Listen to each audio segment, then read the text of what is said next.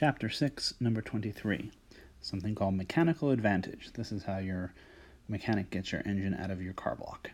The pulley system shown in the figure is used to lift a 67 kilogram crate. Note that one chain connects the upper pulley to the ceiling and a second chain connects the lower pulley to the crate. Assuming the masses of the chains, the pulleys, and the ropes are negligible, determine A, the force required to lift the crate with constant speed, B, the tension in the upper chain, and C, the tension in the lower chain. For this, we're going to draw actually three free body diagrams because we have three things that might move. We have the crate, we also have this pulley, and then finally, of course, we have this pulley. And those are the three things that are having forces acting on them. So if we do the crate first, we can see that the crate clearly feels a weight downward because it does have mass. It has this much mass. Therefore, it has a weight, which is going to be about 670 newtons. But we also have the rope, the tension in the rope, or in the first chain, I'm sorry, pulling upwards. So we'll call that like F1. The force in the chain 1.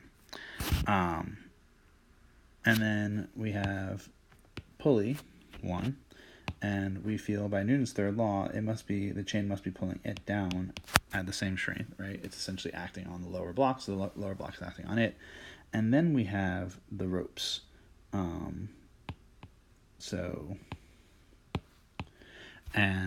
in essence, the rope acts twice. There's a tension here and a tension here, which is a general trick about pulleys. The rope acts as if it were attached to where it is tangent to and leaving the pulley. And we can use the same FT because this is one rope and it's ideal, so the tension everywhere in it has to be the same magnitude. Remember, pulleys redirect, but they do not change the tension, the magnitude of the tension. And then if we do the same kind of thing over here, we would have that there's the force of chain 2 holding up the purpose.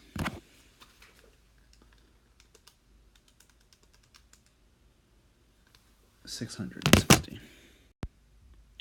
All right, doing something similar for the green pulley, we end up with something like an FT, and another FT, and an F1.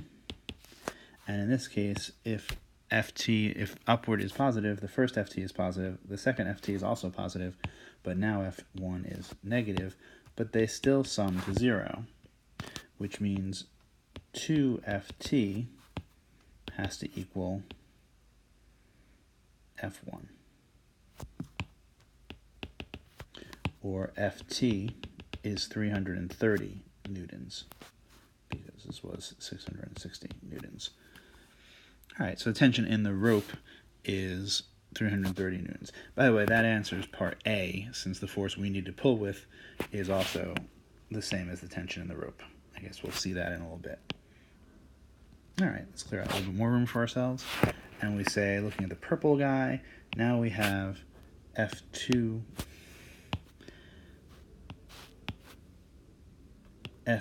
pointing upward, and we have an FT and an FT, but now they're pointing downward. And since there's no acceleration, they all sum to 0, which means that F2 is twice FT. But hey, we already know what twice FT is. That's equal to F1, which we had computed to be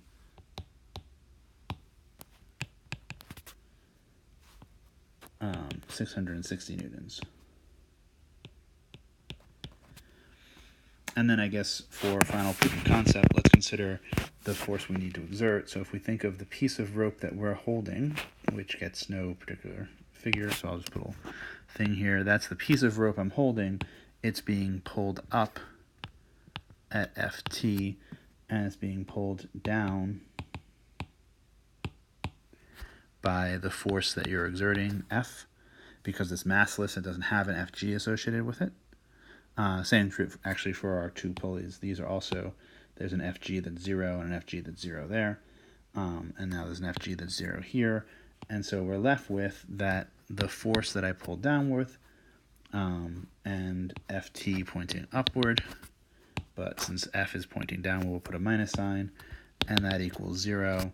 So the force that we exert must equal the tension in the rope, which, as we said before, was 330 newtons.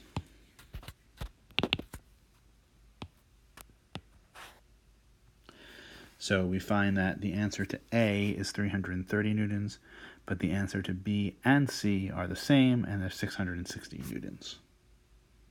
This is called mechanical advantage because it says that I have to exert only half as much since I have a free-moving pulley.